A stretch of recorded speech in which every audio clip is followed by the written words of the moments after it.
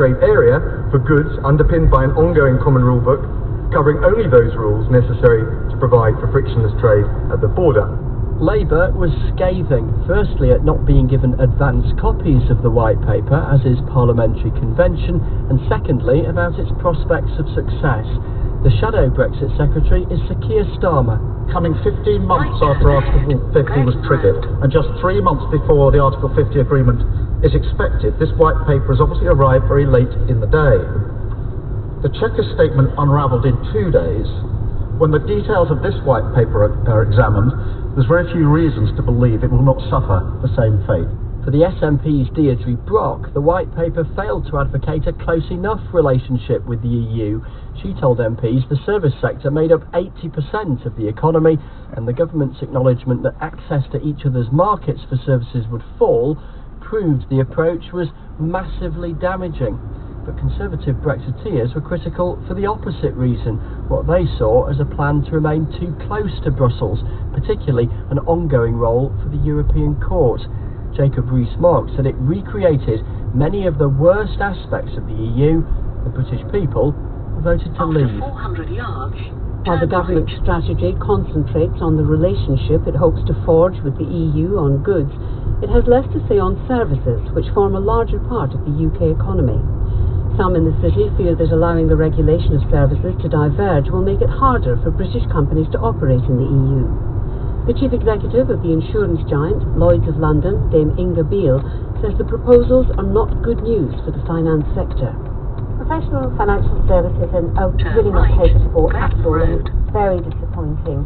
It's not providing the certainty we need, so if anything, it's going to accelerate our plans.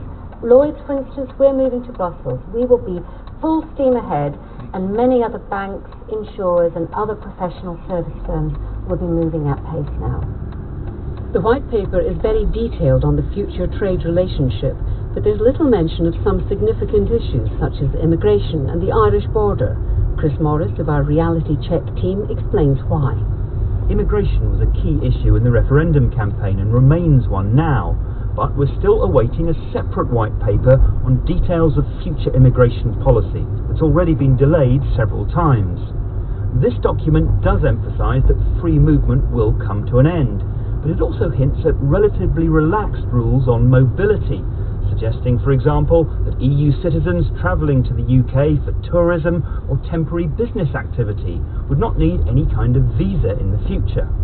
The other big issue, which only features in passing, is the agreement that there should be a backstop solution to ensure that there's no return to a hard border in Northern Ireland. That's because the focus of this white paper is on the future relationship, much of which will have to be negotiated after the UK has left the European Union, whereas the backstop is part of the ongoing negotiations on the withdrawal agreement, which will have to be ratified by both the UK and European parliaments before Brexit happens. The Irish government has welcomed the white paper, calling it a step towards a much softer Brexit than some have been advocating. But there are questions about how it will be received in Brussels.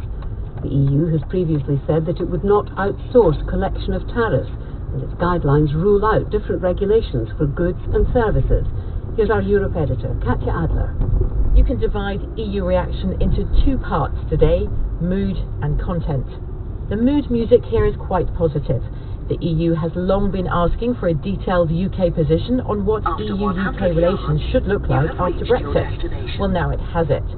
The government resignations last week were interpreted in Brussels as a sign of leadership by the Prime Minister that she'd stopped trying to please everyone in her cabinet and was now moving towards a softer Brexit, which the EU prefers.